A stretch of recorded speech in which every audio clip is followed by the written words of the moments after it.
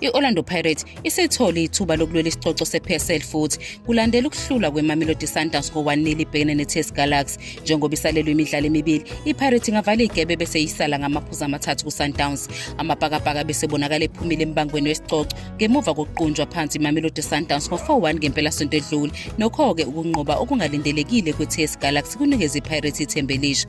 I-Orlando Pirates izophinda ibe nethuba lokutholana phezulu neMamelodi Sundowns ngoMarch 15 emidlalweni ongase unquma ukuthi ngubani ozohamba nesicoco. Khona manje umqeqeshi wePirates uRivera uwavikela amaqhinga akhe emidlalweni odlule neSundowns, ikakhulukazi isinqumo sakhe sokukhipha uTalente Mbatha wafaka uKabelo Dlamini.